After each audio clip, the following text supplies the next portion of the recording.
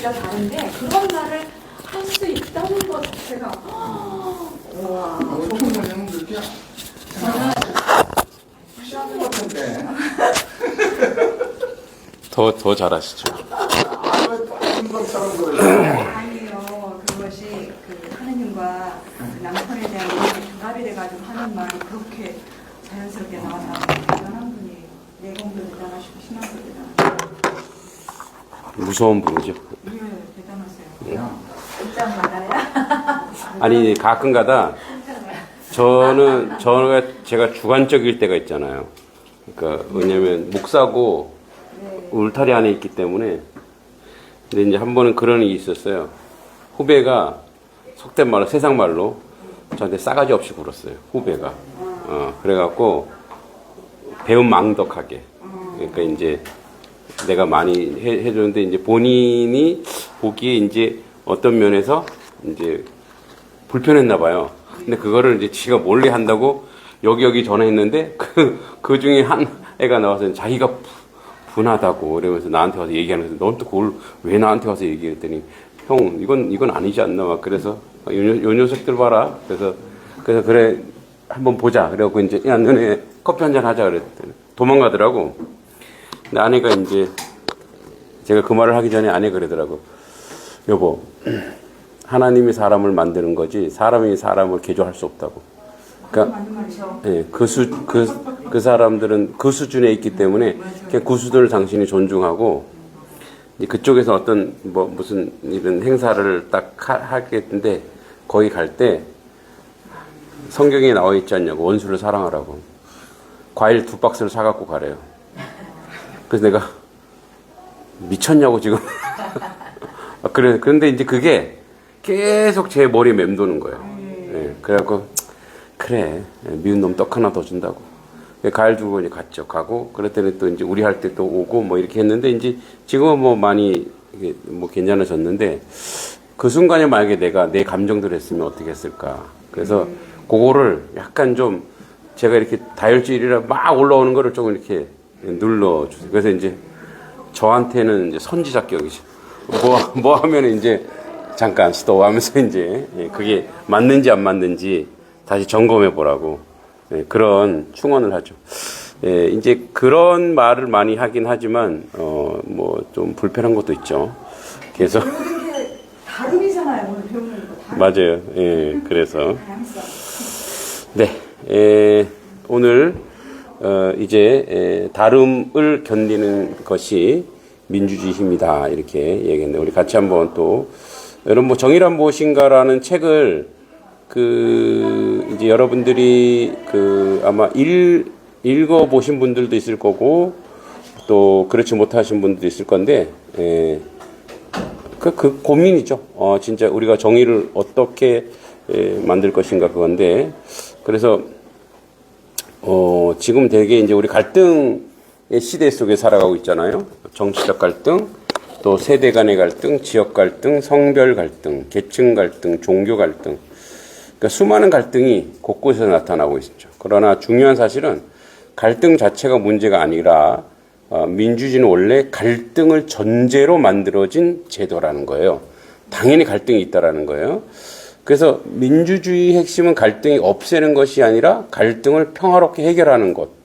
오늘 마이클 샌델의 정의란 무엇인가를 중심으로 정의란 무엇인가, 민주주의란 무엇인가, 공동선이란 무엇인가, 우리는 왜 갈등하는가, 갈등 속에서 어떻게 살아가야 하는가를 함께 또 나눠보도록 하겠습니다. 먼저 이런 질문, 그냥 이거 질문이 표본적인 건데 그냥 이런 거예요. 혹시 여러분들이 1년 동안 가족, 뭐 친구, 공동체, 직장 또는 사회 문제를 두고 또 정치적인 노선 이런 걸 두고 이제 갈등을 경험할 수 있죠. 할 수 있는데 그때 나는 상대방을 이해하려고 했는가 아니면 설득하려고만 했는가. 우리 이제 그런 이야기를 좀 같이 나눠보면 좋을 것 같다는 생각이 듭니다. 네, 오늘 총무님 이쪽부터 할까요? 예, 이쪽부터. 예. 네. 예. 저는 공동체 속에서의 갈등 문제로 저랑 같이 골프를 같이 하고 골프 레슨을 같이 받고 그다음에 또 요가를 여기 와서 같이 하게 돼서 한 분이 계세요. 저하고 나이 차이는 1살 차이인데 그냥 잘 지냈어요. 그런데 이제 한번 여기 요가 그러면 청소 당번이 있어요. 그 사람이 그 짜게 돼가지고 청소를 하게 되는데 제가 그때 여기서 영어 하다가 그때 종강이 돼가지고 식사를 하러 갔다 오면서 제가 청소해야 된다는 걸 깜빡 잊어버렸어요. 청소를 한다 하면 보통 1시간 전에 와서 다 청소를 해야 되거든요. 이제 그리고 편안하게 와서 이제 얼른 뛰어 들어가서 앉았더니 그 사람이 막 눈빛이 너무 차가워지는 거예요. 실룩실룩실룩 하면서. 그래서 저는 몰랐어요. 왜 그러지? 그러고 했더니 주변 사람들이 저 사람이 오늘 와서 혼자 청소했다고 그러는 거예요. 그래서 어머 깜짝이야. 정말 죄송하다고 제가 오늘 딱 잊어버렸다고 죄송합니다. 제가 다음에는 같이 짜게 될 때 제가 혼자 하겠습니다. 그리고 이제 저는 그렇게 대수롭 미안하기는 했지만 대수롭지 않게 여겼어요. 왜냐면 내가 다음에 하면 되니까 이렇게 생각했는데 그 다음부터 이 사람이 말을 안 하는 거예요. 계속 저를 쳐다보면서 외면해요. 근데 그렇게 하고 막 이렇게 눈길을 이렇게 하니까 제가 너무나 불편한 거예요. 뭐 저렇게까지 뭐 청소 한번 그걸 했다고 저렇게까지 하면 나이 65이면 상당한데 저는 이제 가볍게 생각한 거죠. 그래서 그렇게 생각하고 하는데도 또 이제 제가 또 여가 함께 걷기를 하는데 또 그 사람을 또 만나는 거예요. 매일 만날 때마다 같이 프로그램 같이 성향이 비슷한 건지 모르겠어요. 좋아하는 프로그램을 같이 하게 되는 거예요. 그래도 외면해요. 그래서 참 다르구나. 아마 제가 그때 와서 하지 못한 것이 굉장히 괘씸했나 봐요. 못한 게. 그리고 또 다른 저로 인해서 불편한 점이 또 있었겠죠. 저는 모르지만.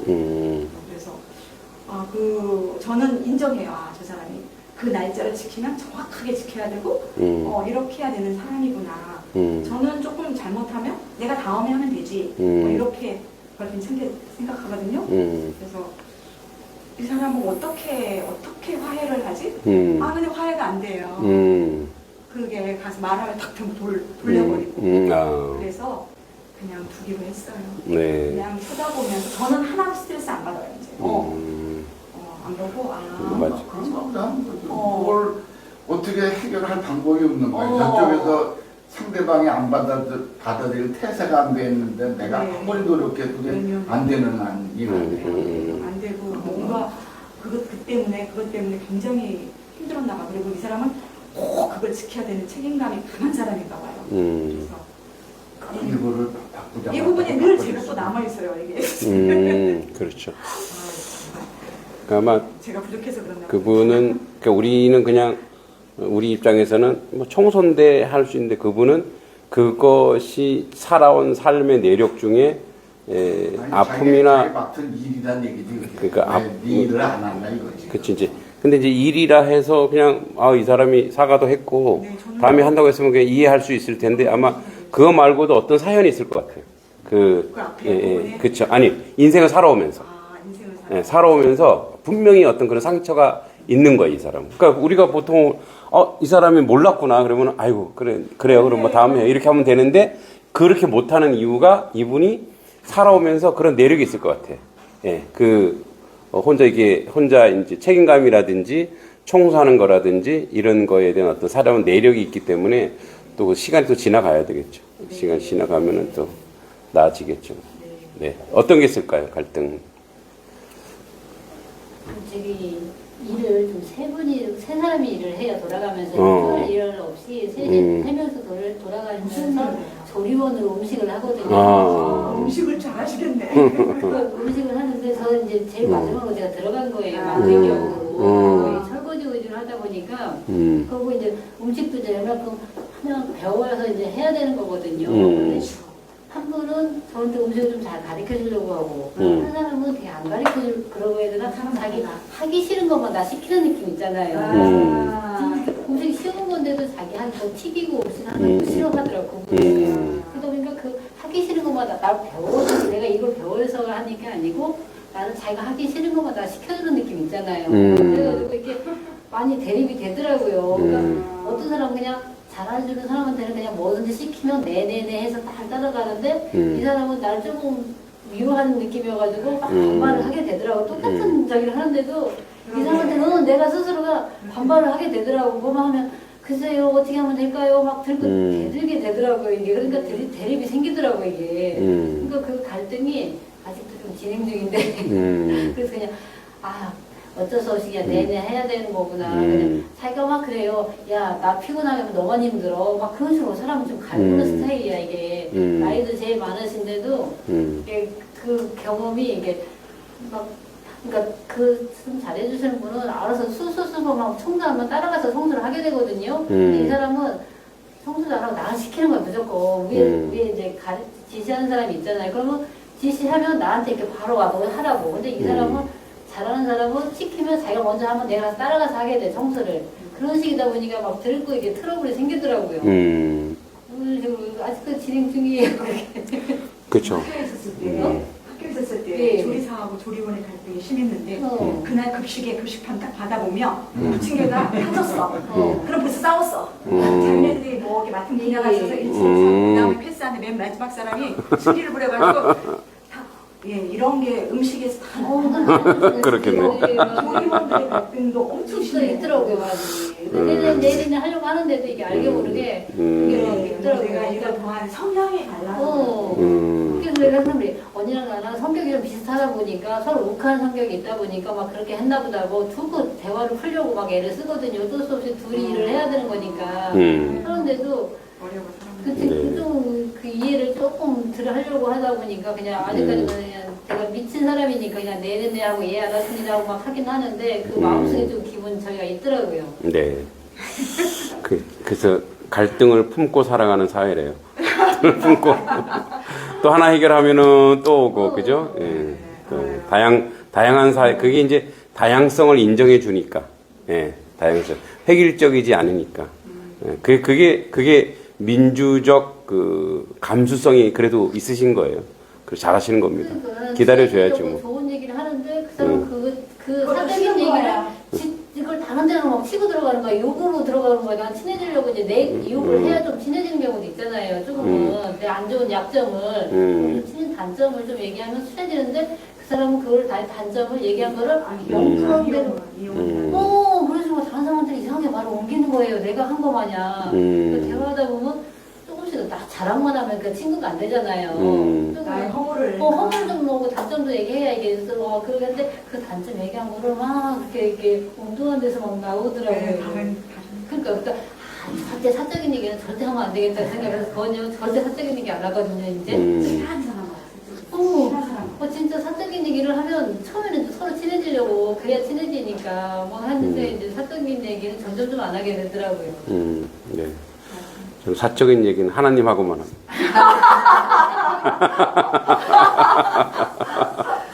네. 하나님하고 친해지겠네요. 네, 그래 친해지죠. 다 들어주시고.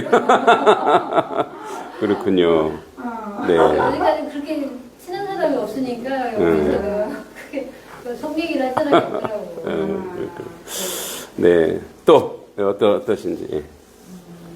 저는 이게 1월 달에 친정엄마가 갑자기 돌아가셨어요. 네. 그랬는데 갑자기 병인 것도 없이. 저희는 어머니가 정말 건강하셨어요. 근데 6개월 전부터 조금 다리가 아프시다고 이제 했는데 정말 복되게 돌아가신 것 같아요. 잘 돌아가셨어요. 근데 그러면서 이제 엄마가 중심이 딱 돼가지고 집안을 이끌 때는 가족들 간에 좀 어떤 트러블도 없이 너무 정말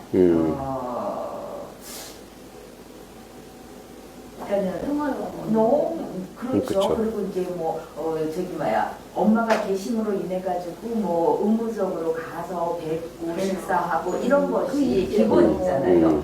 그런데 중심이 흔들림으로 인해 가지고 딱 이제 문제가 오는데 그게 누구였냐면 형부였어요. 저희 형부는 은행 정무셨어. 정무로 이제 퇴임을 하셨으니까 자기의 그런 위치만 계속 그런 거를 안 보였는데 엄마가 돌아가신과 동시에 요번에 이제 일이 있어가지고 늘 갔는데 거기에서 이제 문제가 아주 심각하게 일어났었어요. 그런데 다들 동생들의 나이도 이제 60이 넘었단 말이죠.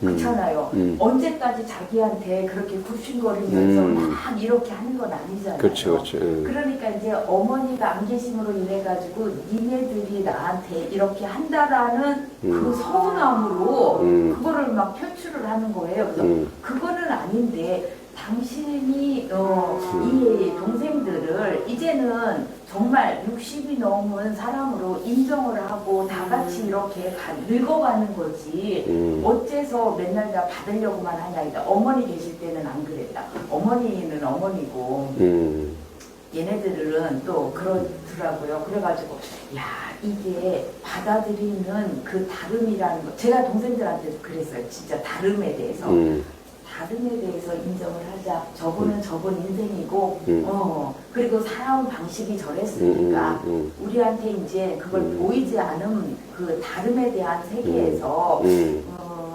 뭐 언니랑은 어떻게 그죠? 그렇게 했는지는 모르지만은 우리가 이제 안 이상은 일단은 우리가 할 도리만 하고그 나머지는 그냥 손 들자라고 했어요. 그러니까. 그러니까 이제 어머니가 계실 때는 리더십이 있으니까 이제 자기보다 높은 리더십이 있으니까 안 드러났는데 싹 사라지니까 이제 내가 리더야. 내가 정말 그거를 동생들도 나이가 있고 이러니까는 그거를 인정을 안 하더라고요. 그렇죠. 그렇지. 장남이 같은 학렬인데 뭐. 그렇지. 그러니까 같은 학렬. 장남이 이거 집안을 이끌려고 하는데 내가 형이야 이렇게 하면 안 되잖아요. 그렇지. 그렇구나. 그런 것도 있더라고요. 깜짝 놀랐어요. 저희도 이제 어머니 돌아가시면서 이제 저희 같은 경우는 그 이제 리더십이 저는 그 리더십 그 가족에 대해서 리더십을 뭐 내세우는 스타일도 아니고 이제 잘 끌어가는 게 바로 밑에 이제 여동생이 걔가 이제 장녀처럼 자라서 걔가 그래서 지가 집도 하나 마련해갖고 제쳐놓으면 그렇다고 이제 뭐 재수 씨가 계신데 남동생 집에 명절에도 계속 있을 수 없잖아요. 그러니까 걔가 거기 집을 마련했어요. 그때 그래도 한 십몇 년 전에 어머니 살아 계실 때 마련했는데, 그래도 거의 근데 거기 이제 가는데, 어머니가 이제 안 계심에도 불구하고, 이제 형제들이 이렇게 뭐 개도 마련하고, 뭐 회비도 내고 이렇게 하면서, 그렇게 이제 서로 소통하고, 이렇게 잘 저거 하는데, 한 번은 남동생이 이제 걔가 이제 집이 많아요. 그 사업을 하다 보니까 왜 그렇게 많이 사는지 모르겠어요. 아파트를 또 새 거를 하나 샀어요. 그래서 집들이를 한대요. 이제 저는 여기서 이제 가면 한 1시간 안 걸리긴 해요. 제천인데. 근데 이제 좀 늦었어요. 내가 뭐 주보도 만들고 일이 많아서. 그래서 가면서 전화를 했죠. 빨리 먹어, 너희들끼리. 그랬더니 알았다고 빨리 오라고 그러더라고. 아무도 안 먹고 있는 거예요. 그래서 내가 아니 먹으라니까 왜 했더니 대장이 안 하는데 누가 먹어? 남동생이 그러니까 밑에서 세워주는 거예요. 그러니까 내가 이제 고맙더라고요. 그래서 다음부터는 절대 이러지 말으라고. 이러면 내가 꼰대가 된다고. 나는 꼰대고 싶지 않은데 네가 나를 꼰대로 만드는 거라고. 그게 그냥 먹으라 할 때는 그래도 질서가 있어야지 하면서 이제 중간에 질서를 딱 걔가 잡아주더라고요. 이제 남동생이 그러니까 여동생 그 밑에 남동생인데 또 이제 다들 묻어내서 잘 따라주는데 이제 그런 식으로 이렇게 화합이 되거나 형제간에 이렇게 안 되고 내가 스스로 높이려고 하면 그때 이제 깨지는 거예요. 근데 누가 높여주면은 예, 그때는 이제 참 감사합니다. 본인이 하고는 꼰대고 그렇죠, 맞아요. 남이 세우면 그 집안의 권위. 맞아요. 맞아요. 그 동생들이 현명한 거죠. 걔가 그 친구가 이제 그렇게 모르겠어요. 그 사업을 하면서 그런 걸 많이 느껴서 그러는지 그렇게 해주더라고요. 어떠세요? 어떤 갈등이 있었을까요? 글쎄, 이제 뭐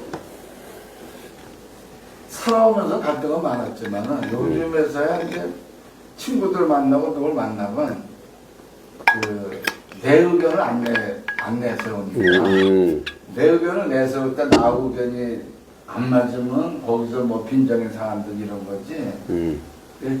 갈등의 소지를 안 만들죠. 친구니까 3, 40년 계속 온 친구들이잖아요. 그러니까 서로 아니까 아니 게 괜찮은데 네. 모르는 알아도요. 내 의견을 내기 시작하면 맞아요, 걔 맞아요. 의견을 낸다. 맞아. 그럼 야 그거 아니야 이렇게 나온단 말이에요. 아 그래 그럴 수도 있네. 이게 아니고 난 뭐 민족성이라고까지는 안 나가지만 우리가 그 성리학이나 유교를 쭉 내려면서 우리는 옳고 그름에 대한 가치관이지 서양식의 어떤 민주주의 뭐 다름을 하는 게 아니고 우리 뭐 당쟁이 일어나고 뭐 사화가 일어나고 그러는데 상대방을 이해하거나 그래서는 안 일어난단 말이야. 나는 옳은데 네가 틀린 거야 해갖고 싸움이 항상 일어난단 다른 말이야. 게 틀린 걸로 가지고. 네. 나는 옳고 너는 틀리다는 게 이제 그러면 이제 싸우자는 얘기고 그래서 그런 얘기를 안 해요 주로. 만나면 그냥 일반적인 얘기나 하고 그러고 헤어지지. 어느 모임에 가든 그렇게 하기로 했어요. 한 10여 년 전부터. 그래서 뭐 저건 없어요. 근데 이제 요즘 주로 누구하고 갈등을 하냐면 이제 맨날 마주보는 많이 사람. 싸우는 예. 하고 갈등이 일어날 수밖에 없어요. 없죠. 그렇게 생기죠. 근데 이제 뭘 갖고 하냐면은 어떤 정치적인 문제나 무슨 문제가 있잖아요. 집사람이 뭐라고 얘기를 해. 정치적인 문제로 그럼 내가 이제 딱 아니야. 그러니까 이제 저는 그런 애가 야, 다른 의견이 있을 수도 있잖아. 다른 사람 생각도 있잖아. 다른 방법도 있잖아. 이거를 얘기해 준다고 저는 얘기를 해요. 반대되는 의견을. 그럼 집사람은 그래 나머지 싸우자는 얘기지 이렇게 그러더라고. 아니 당신은 뭐 무슨 그딴 생각을 하고 있냐고 이렇게 되는 거예요. 아니야 세상에 다른 사람 다르게 생각하는 사람도 있어. 그렇죠. 그리고 나는 중도 우파야 뭐 이러면서 얘기를 한단 말이에요. 근데 그거를 집사람 나보다 한 4살 어려서 그런가 아직 좀 이렇게 받아들이는 마음이 안 돼. 자기 의견하고 다르면은 딱 모르겠어. 밖에 나가면 어떤지 몰라도 나하고 둘이 할 때는 자기 의견에 안 맞으면 막 뭐라 그래요. 그럼 나는 아니야. 아이보가 여자하고 남자 차이가 있는 경우 있어요. 여자들은 점점 세진다고 그러잖아요. 남자들은 점점 약해지는 경향이 있거든요. 약해지는 게 아니고 약해지는 거죠. 그렇지. 대신 안 싸우려는 건 아니다. 다른 생각도 있다. 다른 감정도 있다는 거를 얘기해 주려고 항상 해요. 그렇게. 그럼 또 딴지 온다라고 시비 온다라고 이제 그러고 에이 간다 그러면 이렇게 말하는데 우리 사회가 그런 것 같아요. 다름을 인정하고 아 그럴 수도 있겠다 하면 되는데 내 의견이 아니면 틀린 거고. 그래서 뭐 시위하는 것도 다 그런 거잖아요. 나하고 다 인정 안 하고 내 의견이 맞다고 막 시위하고 막 하는 거. 교만하니까 자기 생각 못하고. 근데 쭉 보면 민주주의 얘기가 나오고 그러잖아요. 참 우리나라가 우리 스스로 노력을 해서 민주주의를 이룩하고 발전시키고 그런 것보다 남에 의해서 이렇게 되고 그런 경향이 있어서 그런지 몰라도 아직까지도 우리 사람들은 남을 받아들이거나 이해하는 그런 거가 많이 부족한 그런 시민의식인 것 같아요. 제일 우리가 민주주의라고 하는 데가 국회가 제일 민주주의의 꽃이라고 할 수가 있는데 거기서조차 나하고 다른 의견은 벌써 죽일 놈 취급을 하고 제가 왜 저런 소리를 하는지 들어볼 생각은 알면서도 안 하는 건지. 알면서도 안 하죠. 자기는 정쟁. 아니, 그게 민주주의냔 말이에요. 그러면서 자기들은 민주주의 꽃이라고 뭐 항상 민주주의를 떠드냐고. 네. 아주 혐오감 가게. 이제 우리가 교육의 문제가 큰 것 같아요. 그러니까 우리의 이제 교육이 이제 지금 많이 달라졌는데 이제 너무 획일적인 거죠.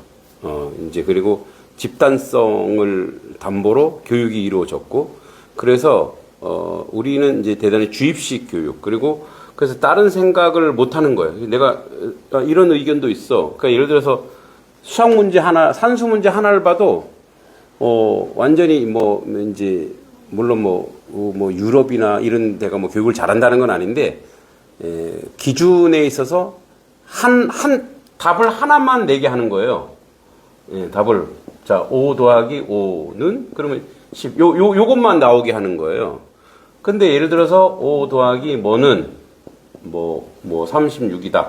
그러면 여기에 이제 여기에 36도 있고 45도 있고 이러면 다양하게 답이 나올 수 있는 다양하게 그러니까 다양한 다른 생각들이 있을 수 있는 그러한 교육이 돼야 되는데 한 가지 생각 그 생각만 그러니까 제가 이제 저도 해결주의의 그런 주입식 교육의 이제 피해자라는 좀 그렇지만 그런 사고를 가지고 있다가 이제 대학교 가면서 독서를 하기 시작하면서 정말 우리 교육이 너무너무 잘못됐구나라는 것을 스스로 느꼈거든요. 그러니까 이제 예를 들어서 우리가 이제 국사를 배울 때 팔만대장경이 호국불교라는 거예요.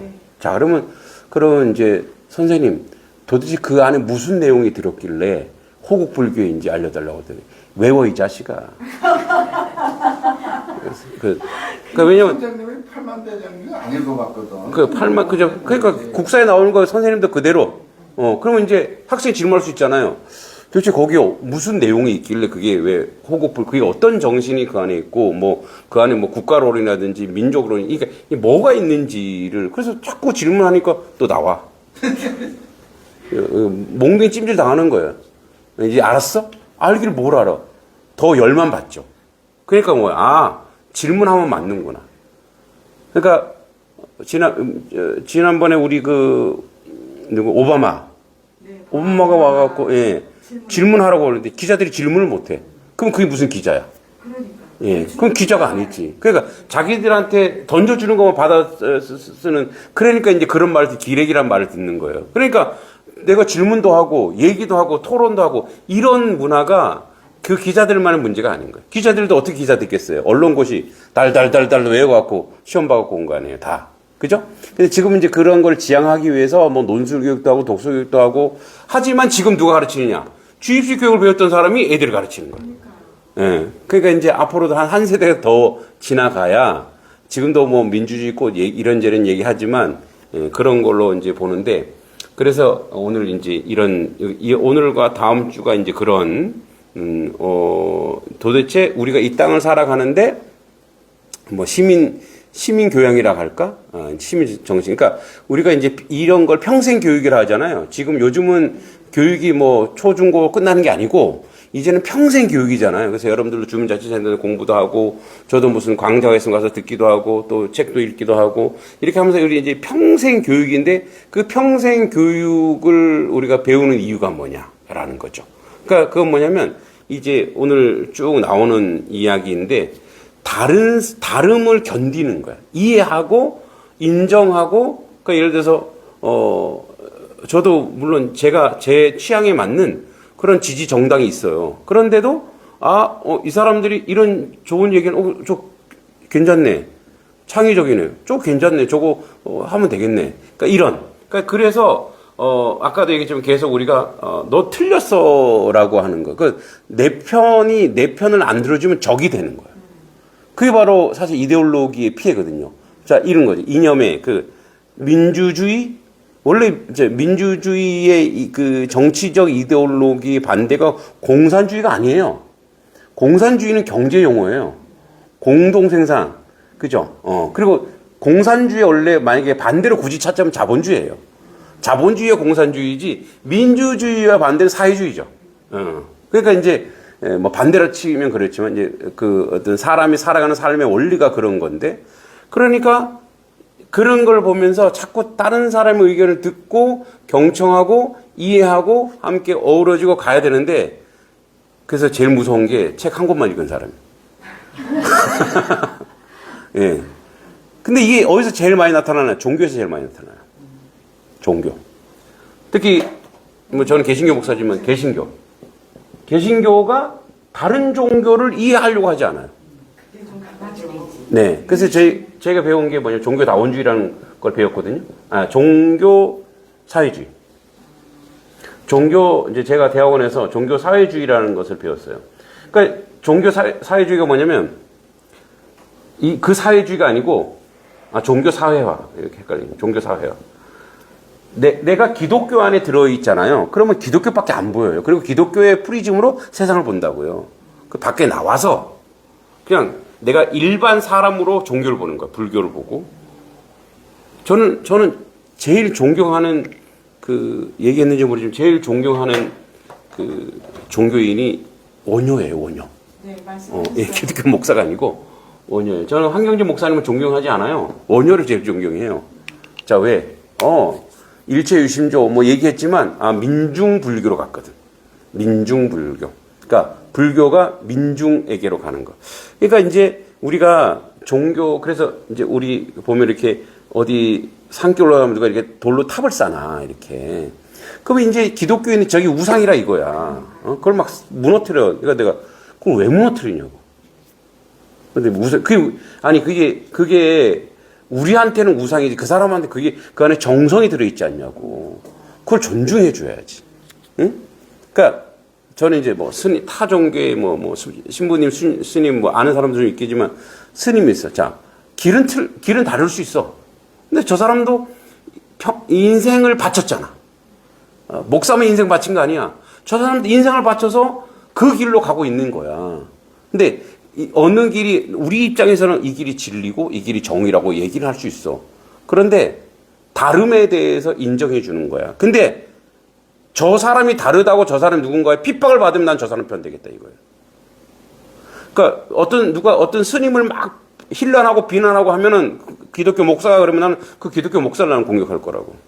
다름을 인정할 수 있어야지. 이해할 수 있어야지. 그럼 또 그래. 목사로서 어떻게 그런 말 할 수 있냐. 지금 나는 목사로서 얘기하는 거 아니라고. 하나의 시민으로서 얘기하는 거. 아니, 이제, 저도 이제, 거기 매몰되면 이렇게 생각한다고. 맹목적이면 그렇게 생각해. 그러니까 다양하게 인정하고, 이해하고, 배려. 물론, 사이비 이단처럼 사람을 죽이거나, 사람을 아주 돈을 뜯어요. 이런 거는 비판할 수 있지만, 저는 그렇게 생각한다고요. 자, 이제 우리가 이제 그런 정신을, 우리가 이제 평생 교육을 통해서 자꾸만 이런 사고를 함양해야 되는. 그래서 우리 어린애들이 무슨 얘기해요? 야, 임마, 너는 나이가 뭘 몰라? 이렇게 하면 안 된다는 거예요. 너 의견이 그렇구나. 그거 괜찮네? 좋네? 이렇게 갈 수 있어야 된다는. 그러니까 나이나 학벌이나 이런 걸로 내리누르는 그런 사회가 아니라는 거지. 민주주의라고 하죠. 어린아이의 의견도. 그래서 어린애들 때부터 뭔가 얘기를 하면은, 좋네. 그럼 애들이 나중에 의견을 낸다고요. 근데 야, 조용해. 네가 뭘 안다고 그래? 예, 그러면 그때부터 애들은 말을 안 해요. 그러니까 애들이 이제 물론 저도 이제 교육학도 했지만 교육에서 가장 중요한 건 뭐냐면 아이들의 말을 들어주고 이해해주고. 그러면 애들이 그 아이디어가 막 나와요. 그런데 속된 말로 썩 죽여. 싹을 죽이는 거잖아, 원래 그게. 막 올라 하려면 다 올라 밟고, 그다음부터는 말 안 해. 왜? 내가 말해봤자 의견 들어주지 않을 건데. 그러니까 이제 저희가 이제 가족끼리 회의를, 가정 예배 드리고 항상 회의를 하고 항상 치킨을 시켜요. 근데 애들이 가족 예배 100% 참여해요. 왜? 가정 예배 이후에는 치킨이 있다. 그래서 어릴 때부터 그게 이제 습관이 돼서 가정 예배. 근데 가정 예배 드릴 때 제가 설교하지 않아요. 애들 오늘 너가 설교, 너가 기도, 이제 다양하게 이제 자꾸 해보게 하는 거죠. 그리고 가족 회의할 때도 들어주는 거예요. 네가 그런 의견이구나. 그 이제 요즘에는 애들이 다 컸잖아요. 다 커갖고 가족 예배 회의하자면 2시간 반 걸려요. 서로 막 의견을 막 하면서 그러니까 이제 자꾸만 아이들을 존중해 주는 거죠. 그 링컨이 그런 거 했잖아요. 자기의 정적, 그죠? 이 사람은 못생겼다 그러고 근데 그 사람을 자기가 이제 등용을 해버렸어요. 그래서 사람들이 왜 그러냐고, 왜 그 사람이 대통령이 얼마나 힘들게 했는데 그랬더니 그렇게 얘기했죠. 나는 적을 없애는 가장 좋은 방법을 알고 있다. 그들을 친구로 만드는 것이다. 그죠? 민주주의는 적을 제거하는 기술이 아니라 함께 살아가는 기술이죠. 자, 여러분 갈등이 왜 생길까요?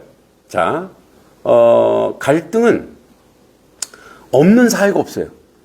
가정도 갈등이 있어요, 없어요? 있어요. 예, 엄청 많죠.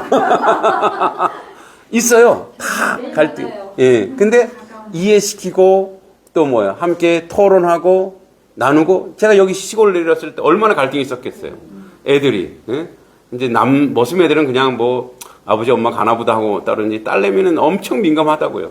그러니까 뭐예요? 그런 갈등을 어쩔 수 없는 걸 이해시키고 회복시키고 가는 거죠. 인간은 서로 다르기 때문에 인정해야 돼. 다르다. 틀리다가 아니에요. 넌 틀렸어가 아니라 다르구나. 그죠? 한 뱃속에 태어나도 다 달라요. 자, 다른 환경에 자랐죠. 도시와 농촌, 부유한 가정과 가난한 가정, 기성세대와 청년세대, 남성과 여성 같은 사건을 보아도 해석이 달라지죠. 그런 게 있어요. 딱 보면 애들도 사랑받은 애들이 있고 사랑이 결핍인 애들이 있어요. 보이죠? 네. 근데 예를 들어서 결핍인 애한테 야, 너 왜 그래? 이러면 안 된다고요. 그래서 얘는 지금 뭐가 필요하다? 사랑이 필요하구나. 그래 어떻게 해요? 사랑을 더 줘야 돼, 걔는. 얘는 더 사랑을 줘요. 사랑이 많은 애는 이 사랑을 나눠라 자꾸. 그러니까 딱 보여요. 사랑받은 애들은 벌써 세상이 다 천국 같아. 걔는 뭐 해도 웃고 그러니까 이제 그래도 우리 셋 중에 제일 사랑받은 애가 막내거든. 예, 막내거든. 예. 첫째는 사랑받았지만 이제 책임이 있는 그런 딸내미는 또 경쟁 속에 오빠와 남동생 사이에 경쟁, 생존을 위한 그런 삶을 살아왔거든요, 걔는. 독해요, 걔는. 그러니까, 예, 그쵸. 둘째들은, 우리 아내가 둘째예요. 거의 사남매의 둘째. 예. 그러니까, 그 둘째가 보는 눈이 있다고, 이렇게. 둘째가 보는 세상의 눈이 있고, 첫째가 보는 눈이 있고, 막내가 보는 눈이 있고, 부모가 보는 눈이 있고, 아내가 보는 눈이 있고 남편이 보는 눈이 있어요. 그래서 다 다르기 때문에 그런 것들이 다양한 것들이 모아지면 그게 시너지가 되잖아요. 한 사람이 이렇게 해 그러면 옛날에 다 그랬죠. 그래 가면은 여기저기서 빵꾸가 나는 거예요. 여기저기서 막 누수가 가지고 나중에 그거 참고 있다가 막 나중에 막 얘기하게 되고 그러는 거죠. 그래서 우리가 다양하다는 것은 불편한 것만 아니에요. 굉장히 좋은 시너지들이 엄청나게 많게. 그래서 다양한 시너지들이 나타나면 거기서 나오는 힘과 능력이 어마어마해요. 요즘에 이제 저희 교단 같은 경우는 여자 장로님들이 많이 배출이 돼요. 여자 장로님 처음에 인정해서는 몇십 년 정도는 되게 부정적이었죠. 여자가 뭐 장로냐고. 그런데 지금은 여자 장로님을 더 선호해요. 목사님들이 남자잖아요. 그러니까 같은 남자이긴 한데 또 이렇게 조금 티격태격 할 때도 있잖아요. 근데 여자 장로님들은 무조건 예스거든요. 무조건 목사님 마음대로 하세요. 그리고 여자 장로님은 이제 그 여성미가 있기 때문에 모성애가 있잖아요. 그러니까 교회가 더 잘 돌아간대요.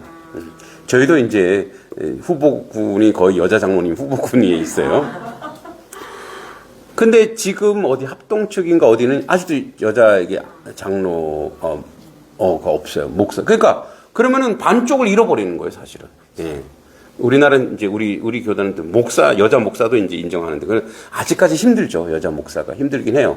왜냐면 대부분 결정하는 교회에서 결정권자들이 다 남자들이거든. 그러니까 여자 목사를, 그러니까 자기들이 그걸 계급으로 생각해요. 목사님을 모시고 오는 거를 자기 상관을 모시고 온다. 아직도 그렇게 생각한다니까요. 예. 그러니까 뭐예요? 여자 목사는 조금 지양하는 거예요. 대부분 남자 목사를 모시고 오는 거죠. 그래서 다 달라요. 그걸 이제 인정해야 되는 거예요. 예를 들어서 어떤 사람이 자유를 중요하게 생각해요. 어떤 사람은 평등을 중요하게 생각해. 어떤 사람은 질서를 중요하게 생각해. 어떤 사람은 효율성을 중요하게 생각해. 이게 이제 제레미 랜덤이라든지 이런 학자들 있죠. 칸트라든지 이런 사람들. 칸트가 주장하는 자유론이라든지, 그치? 랜덤이 생각하는 이제 공리라든지 이런 것도 근데 그게 다 안 중요한 거 아니잖아요. 다 중요하죠. 다 중요하기 때문에 그거를 복합해서 어떤 것들이 계속 나오게 되는 거예요. 자, 여러분 예를 들어서 지금 밴덤의 최대 다수의 최대 행복. 예, 이 공리주의로 이 사회가 만약에 만들어진다면 이 사회가 지금 어떻게 될까요? 난리 납니다. 공리주의는 뭐냐면 이런 거예요. 예를 들어서 노숙자가 길거리 있어. 근데 최대 다수의 행복을 원해. 그러면 노숙자를 치워. 예. 제외시켜버리는 거. 그래서 뭐야? 괜히 그 사람 보고 어떤 사람은 그 사람 불편하고 어떤 사람은 돈 내야 되고 그러니까 그 행복이 깎이잖아. 치워버려. 요즘 그러면 난리 나죠. 예. 그거 안 된단 말이에요. 또 어떤 사람은 이제 자유를 강조하는 거예요, 자유를. 그러니까 자유를 강조해서 내 쓰레기 막 버리고, 그러면 어떻게 돼요? 사회가 완전히 무질서하게 되고, 더럽고, 지저분하게 되죠. 그러니까 적절한 그런. 그러니까 이런 것들이 이렇게 가치 효율성을 가지고 나타날 수 있는 그 다양성이 필요한 거죠. 그래서 인간은 자기 경험을 절대화합니다. 자신이 경험한 것이 전부라고 생각합니다. 이걸 경험의 독재라고 합니다. 이게 여러분들이 조심하셔야 돼요. 경험의 독재. 내가 경험했거든. 내가 경험했기 때문에 예. 이거 아니면 뭐 이걸 목숨처럼 해요. 그러니까 예를 들어서 6.25 전쟁을 겪으신 분들. 그죠? 이산을 경험하신 분들. 그죠? 그러니까 이런 분들은 예를 들어서 이런 거예요. 공산주의 빨갱이들 말이야. 응? 그 6.25를 경험하시고 이제 우리 이렇게 그 종교의 자유를 찾아서 남으로 내려온 기독교인들. 그분들은요. 하여튼 빨갱이면 치를 떠는 거예요. 빨갱이. 왜? 자기들 재산 다 잃었거든. 가족이 잃었거든. 고통스럽거든. 예. 그러니까 무슨 뭐 예를 들어서 우리가 사회주의 사상이나 공산주의 사상이 그런 책, 저도 이제 그런 책들이 왜 이 책을 금서고 그래서 학교 다닐 때 그 책들을 막 이렇게 해적판으로 나와 있는 거 있잖아요. 그걸 읽어보는 거예요. 근데 이게 왜? 이게 뭔데? 그렇게 되는 거거든요. 그러니까 뭐냐면 사람들은 자기가 경험한 것으로 살 수밖에 없어요. 그래서 뭐요? 다른 게 인정이 안 되는 거예요. 예. 그러니까 뭐 소위 우리가 얘기하는 뭐 태극기 부대 이런 분들도 사실은 우리가 이제 젊은 사람들이 왜 저래 이게 아니라 저분들이 왜 저럴 수밖에 없는가? 왜 저렇게 태극기 성조기를 흔들고 지금 미국이 다 잘하는 거 아니잖아요? 거기다 이스라엘 국기까지 왜 흔드는지 이스라엘은 전 세계 지금 아주 해적처럼 나타나는데 왜 그런지 저분들의 이해를 하는 거예요. 저분들의 삶이 저렇게 하지 않으면 안 되는 절박함이 경험에서 나오는 거죠. 경험에서. 그죠? 자, 그래서 내가 가장 중요하게 생각하는 가치가 무엇인가? 자유, 평등, 공정, 질서, 공동의 성장. 자, 정의란 무엇인가? 이 책이 전 세계를 흔들었던 이유, 샌델의 질문은 무엇이 옳은가? 무엇이 공정한가? 좋은 사회란 무엇인가? 자, 이런 거예요. 한 사람이 장기를 떼어내어 5사람을 살릴 수 있다. 그렇다면 그 한 사람을 희생시켜도 되는가? 이 공리주의예요. 예. 그러니까 그 한 사람은 뭐야, 그러면? 그죠? 한 사람, 5사람 살았으니까 너 죽어도 돼. 이게 이제 폭력이죠. 대표적 사례죠. 제레미 벤덤, 존 스튜어트 밀. 최대 다수의 최대 행복. 효율적이다. 결과를 중요하시는데. 그러니까 겉으로 되게 좋아요. 다들 우리가 모두 대부분 행복하기 위해서 누군가가 희생해야 돼. 예. 과거에 그랬죠. 그러니까 소수 희생을 정당화할 때는 그 위험이 있는 게 보세요. 자, 우리가 이제 이기주의랑 개인주의랑 헷갈리면 안 돼요. 이기주의랑 개인주의랑. 이기주의는 뭐예요? 자기밖에 모르는 거죠. 자기 몸밖에 모르는 거예요. 네, 나쁘. 근데 우리가 자꾸 개인주의랑 이기주의랑 이걸 똑같이 생각해. 그렇지 않습니다. 예. 개인주의는 되게 숭고합니다. 개개인을 소중히 여기는 거야. 한 사람 한 사람이. 그러니까 한 사람 다른 의견이 있어요. 그 다른 의견을 최대한 수용해 주는 거예요. 예. 집에서 치킨을 먹자 그랬어. 근데 우리 둘째가 자기는 피자를 먹겠대. 그러면 치킨 먹어! 이게 공리주의예요. 예. 너는 참아! 근데 이제 개인주의는 뭐냐? 그래? 그러면 뭐 피자 반, 치킨 반 시키자. 그래서 같이 나눠 먹자. 그러니까 그거 뭐냐면 다른 의견을 수용해 주는 거예요. 그러니까 이게 공리주의로 가면은 다른 의견이 무너지는 거죠. 근데 여러분 이제 그래서 나는 소수 개인이 소수일 수 있죠. 이 소수 개인을 무시하면은 언젠가 이거는 뭐죠? 이 파도처럼 흘러가서 이게 뭐야? 다수가 될 수 있다는 거예요. 다수가. 소수의 의견이 다수 의견으로 바뀌어질 수도 있거든요. 그러니까 뭐냐면 그래서 소수의 의견도 존중. 그러니까 나의 의견도 나중에 뭐예요? 무시당할 수 있다라는 거예요. 그래서 조금 불편하고 조금 더디고 조금 어렵더라도 그 개인의 소수의 의견들도 존중해 주는 거예요. 이해해 주는 거예요. 그게 공동체의 해악이 되지 않으면. 그래서 전차 문제 그거예요. 기차가 이제 5사람을 향해 달려가요. 선로에서 바꾸면은 한 사람만 죽어요. 선로를 바꾸면 어떻게 하겠냐? 그 5사람을 살리겠냐? 아니면 한 사람을 죽이겠냐? 그러면 다들 한 사람을 죽여. 이게 공리주거든. 근데 이게 정의하는 거죠. 정의가 아니라는 거죠. 그러니까 이 정의는 단순히 계산으로 결정되는 게 아니라는 얘기죠. 또 징병제와 모병제가 있어요. 돈 많은 사람은 군대 가지 않고 가난한 사람만 군대 간다면 그것은 공정한가? 그래서 샌들은 자유시장의 원리만으로 정의를 설명할 수 없다는 거예요. 그래서 그건 뭐 평등이 사라지는 거잖아요. 그죠? 돈 많다고 군대 안 가고, 그죠? 그 평등이 사라지는 것이 공정하냐? 그것이 아니라는 얘기하는 거예요. 그래서 이 충돌되는 게 바로 뭐냐면 이제 가장 큰 거 중에 하나예요. 자유와 평등. 자유와 평등이 이제 충돌되는 거예요. 충돌. 자, 현대 민주주의는 2가지 기차 위에 서 있습니다. 자유. 내가 원하는 삶을 살 권리. 예, 중요하죠. 평등. 모든 사람이 동등한 존엄성을 가진다는 원리. 문제는 둘이 충돌한다는 겁니다. 자, 부자는 더 좋은 교육을 받을 자유가 있습니다. 그러나 교육 격차는 평등을 무너뜨릴 수 있습니다. 기업은 자유롭게 경쟁할 권리가 있습니다. 그러나 지나친 경쟁은 약자를 소외시킬 수 있습니다. 민주주의는 이 둘의 균형을 찾는 과정입니다. 사실 이게 지금 있어요, 없어요? 있죠. 예, 지금 뭐 가외시키고 돈 많은 집안은 가외시키고 그래서 뭐요? 돈 많은 집안 애들이 대부분 그런 혜택을 받은 거예요, 사실은. 그리고 우리가 자유시장 경제라고 얘기하는데 돈 계속 있는 사람은 이제 돈 없는 사람이나 아주 중소기업은 나중에 이게 발전할 가능성이 없는. 그러니까 뭐 정부에서 뭐 그걸 갖다가 자유가 있지만 그걸 갖다 평등을 공정을 나름대로 고민하려고 하는 게 자꾸만 이제 그 안에서 개입하려고 하는 거죠. 그런데 가장 발전될 만한 것들로 자꾸 이제 우리가 그 균형을 찾는 과정인 거죠. 그래서 민주주의의 적은 뭐냐? 민주주의의 적은 독재가 아니래요. 독재를 만들어내는 게 뭐라? 무관심이라. 그래서 우리는 그렇게 얘기해요. 아우, 난 관심 없어. 아우, 난 정치 들어보면 질려. 그러면 뭐예요? 독재를 양상하는 거예요, 그게. 독재가 나올 수밖에 없는 거예요, 사실. 관심이 없으면. 그 결국은 뭐냐면 이런 거죠. 정치는 나와 관심이 없다. 아니요, 정치가 우리의 삶에 깊숙이 들어가 있어요. 정치가. 왜냐면 그 정치를 통해서 뭐예요? 나의 삶에 영향을 미치거든, 사실은. 예. 그래서 거기에 바른 정치를 할 수 있도록 개입하고 간섭하고 이제 다음 주가 할 게 뭐냐면 시민불복종이에요, 시민불복종. 그 옛날, 벌써 200년 전에 나온 책인데.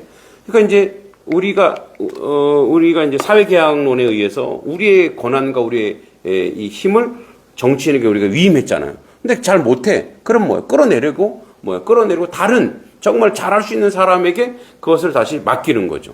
그래서 이 무관심이라는 거예요. 그래서 우리가 이제 이걸 갖다가 소시민주의라고 얘기하는데 민주주의는 시민 참여 없는 시 존재할 수 없다는 거예요. 고대 그리스에서 정치에 관심이 없는 사람을 이디오테스라고 부르는 이게 원래 바보란 뜻입니다. 이디엇이라는 뜻이에요. 그러니까 뭐냐면 이 사람들을 무관심한 사람이라는 거예요. 그래서 오늘날에도 우리는 수많은 정보를 접하죠. 그런데 이상한 일이 벌어집니다. 사람들이 더 극단적으로 변합니다. 에코 챔버라 그래서 같은 의견만 반복적으로 듣는 현상. 우리가 이제 인터넷 보면 요즘 월드컵이잖아요. 참 축구를 보니까 맨날 축구만 이제 계속 얘가 나한테 전달해 주는 거예요. 에코 챔버. 그러니까 내가 듣고 싶은 거면 계속 들리는 거예요. 예. 내가 원하는, 이제 유튜브 같은 경우는 알고리즘으로 돌잖아요. 내가 관심 있는 부분만 계속 얘가 전해주는 거야. 그럼 예를 들어서 내가 보수 성향은 계속 그쪽만 계속 들리는 그러니까 이쪽이 이제 안 들리는 거예요. 그리고 이쪽이 틀린 것처럼 보이는 거예요. 그죠? 이쪽도 듣고 이쪽도 듣고 같이 한번 들어서 균형을 맞춰야 되는데 그 균형을 맞추는 자는 누구예요? 나여야 돼요. 그게 건강한 거거든요. 한쪽만 계속 들으면은 이걸 동지라 이게 우물 속에 동지라. 그러니까 내가 우물 속에 있는 거야 계속. 그래서 뭐야? 거기서 오케이 하니까 내 의견도 같은 의견이라서 내가 저 사람의 의견이 내 건지 내 의견인지 내 의견 없이 그냥 따라가는 거야. 그래서 뭐야? 이쪽에서 이쪽에 있는 A 진영에 있는 사람이 B 진영에 있는 사람을 흑화시켜 버리는 거야. 나쁜 놈 만들어 버리는 거야. 그럼 어떻게 해? 나도 모르게 그 사람을 그렇게 보는 거야. 그러니까 뭔가를 대화하려고 하면 승진하는 거야. 뭘 몰라서 그렇다고. 그러더니, 저 사람은 얘기하는 이유가, 스토리가 있겠지. 얘기하는 이유가 있겠지. 우리 목사님들끼리 운동하는데, 거기에 소위 태극기 부대 목사님이 있어요. 예. 예. 그때 어떤 분은 또, 김어준의 뉴스공장을 아주 대놓고 트시는 분이 있어. 그러면 이제, 형님, 그것을 꺼! 이렇게 하고. 근데 이제 더 이상 이렇게 부딪히지는 않아요. 예, 다 부딪히지는 않는데, 이제 뭐, 아까 서로 이제 존중을 해주는 거지. 근데 이제 서로 막 얘기할 때 보면은 이제 이게 이제 톤이 올라가. 그러면 제가 그만하시라고요. 나는 민주당도 국민의힘도 아니고 나는 예배당이니까 조용히 하시라고. 더 이상 얘기하지 말라고. 그게 뭐냐면 계속 그것만 들리는 거야. 다른 의견을 들어볼 수 있는 그런 건강한 그런 모습들이 우리한테 있어야 되는데, 그래서 결국 대화가 사라집니다. 샌델이 말합니다. 민주주의는 서로 다른 의견을 가진 시민들이 공적 공간에서 토론하는 과정이라는 거죠. 그래서 관용이 가장 큰 미덕이래요. 민주주의에서 가장 큰 미덕이 관용이래요. 내 생각도 맞다가 아닙니다. 관용은 나는 동의하지 않지만 당신이 말할 권리를 존중한다. 그런데 당신이 그 말할 권리를 박해받는다면 나는 당신의 편이 되겠다. 예. 그러니까 얼마든지 그 의견을 듣고 청취하고 함께 소통해야 된다는 거죠. 관용의 4단계. 첫째, 듣는다. 이해하려고 노력한다. 존중한다. 공존한다. 관용은 민주주의 핵심의 덕목이에요. 예를 들어서 우리가 예를 들어서 이번에 선거에 민주당이 이겼어요. 그러면 민주당에 있는 사람들은 땅이 다 파랗게 물들었으면 좋겠죠. 근데 그게 건강한 건가요? 아닌 거예요. 어디를 뺏겠다, 왜 그걸 뺏겠다 그래? 그럼 부족했다. 하면서 같이 가는 거죠. 그거는 그렇게 생각해요. 저는, 영국의 기자가 그런 얘기 했지만, 그 땅의 민주주의는 그 나라 사람들의 실력이라는 거예요. 예. 실력이. 어쩔 수 없어요, 그거는. 그 사람들이 우매하든 지식이 있든 그 사람들이 뽑은 사람이니까 그건 어쩔 수 없는 거예요. 그래서 그렇게 가는 거예요. 그걸 수용해야 되는 거예요. 근데, 그래서 안 되면 그 다음에 그 다음에 갈아치우면 되는 거니까. 그죠? 그래서 공동선이 뭐냐? 커먼 굿은 뭐냐? 샌델은 공동선을 강조해요. 개인의 이익을 넘은 모두의 유익을 추구하는 것. 예를 들어 횡단보도는 신호를 지키기 위한 이유는 벌금 때문이 아니죠. 모두의 안전, 나도 안전하기 때문에. 세금을 내는 이유는 국가가 강제로 걷기 때문이 아니라 공동체를 유지하기 위해서죠. 공동체가 무너지면 신뢰가 무너집니다. 신뢰가 사라지면 민주주의도 무너지니까 나라에서 이걸 갖다 이렇게 규칙을 했는데 그 규칙을 나라에서 안 지켜. 그럼 어떻게 해요? 나라가 무너지는 거예요. 그러니까 규칙과 원칙은 지켜야 공동체가 유지되는 거죠. 한국 사회에 갈등이 있습니다. 세대 갈등, 그죠? 청년들은 기회가 없다. 기성세대는 우리도 힘들었다. 지역 갈등, 오랫동안 진적 대립이 지속되고, 계층 갈등, 집값 문제, 교육 문제, 일자리 문제, 종교 갈등, 신앙의 자유, 사회적 책임, 그다음에 자연스러운 현상입니다. 그러니까 갈등이 없어지길 바라지 말고, 건강한 갈등이 나타나면서 서로 토론하고 대화하면서 그 갈등을 함께 가장 좋은 것으로 만들어가는 거죠. 그리고 갈등이 있어야 더 발전도 하는 거니까. 그래서 마이클 샌델의 정의란 무엇인가를 통해 우리에게 중요한 질문을 던집니다. 당신은 어떤 사회를 꿈꾸는가? 민주주의는 내가 이기는 사회가 아니라 함께 살아가는 사회라는 거죠. 갈등은 없어지는 거지 않고, 그러나 우리는 갈등을 통해 성장한다는 거죠. 그래서 핵심 문장 3개 뽑았는데, 민주주의는 같은 생각을 가진 사람의 모임이 아니라 다른 생각을 가진 사람들이 함께 살아가는 약속이다. 자, 정의는 나의 정답을 주장하는 데서 시작되지 않고 다른 사람의 이야기를 경청하는 데서 시작된다. 관용으로 나가야 되는 거죠. 다름을 견디는 힘이 곧 민주주의를 지탱하는 힘이다. 그죠? 그래서 민주주의는 나와 같은 사람을 사랑하는 제도가 아니라 나와 다른 사람과도 함께 살아가는 법을 배우는 제도이다. 그게 출발점이 경청 그리고 관용이다라는 겁니다. 네, 이렇게 이제 여러분들이 민주 시민으로서 내가 지지하는 사람이 있을 수 있고, 내가 지지하는 정당이 있을 수 있고, 내가 지지한 정치 노선이 있을 수 있어요.